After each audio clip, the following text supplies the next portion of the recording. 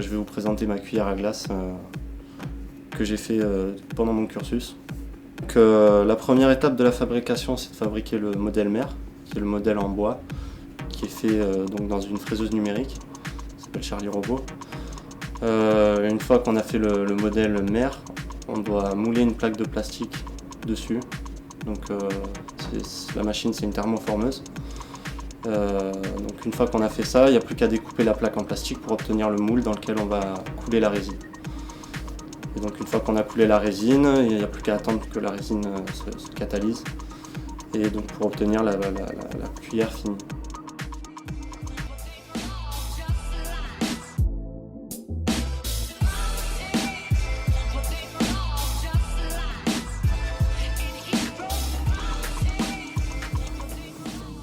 Pour avoir le produit fini, il faut bien évidemment poncer toute la cuillère, qu'il n'y ait pas de marque de démoulage.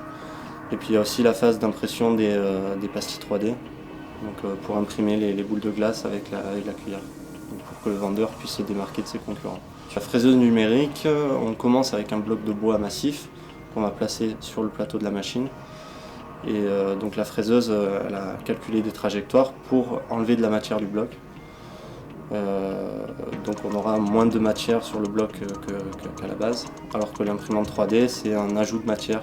Donc on commence avec rien sur le plateau, et c'est les têtes d'extrusion de la machine qui va déposer un filament pour créer la pastille finale.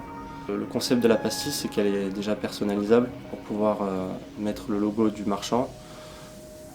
Et donc elle permet d'imprimer, de gaufrer les boules pour avoir le logo de la marque sur la glace qu'on sert au client.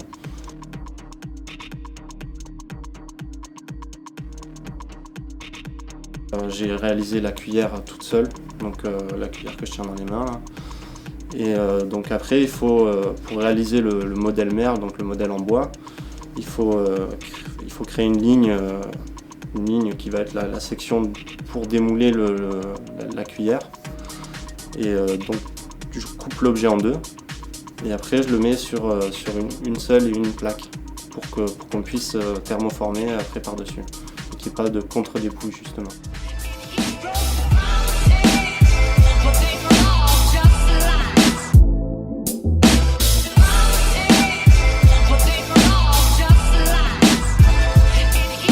J'ai réussi à obtenir 2 mois de stage donc à Paris, dans les locaux de Stark, donc dans le 16e.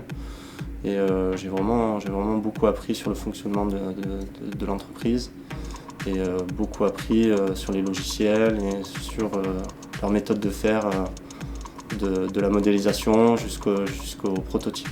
Je me suis retrouvé intéressé par le design produit, un peu par hasard, mais au final ça m'a beaucoup plu, puisqu'il y a des phases d'atelier, des phases de modélisation en 3D qui sont plus intéressantes. On voit le projet sortir du papier, et c'est plus satisfaisant d'avoir le projet fini dans les mains en 3D, de pouvoir toucher en fait ses créations, c'est beaucoup plus satisfaisant.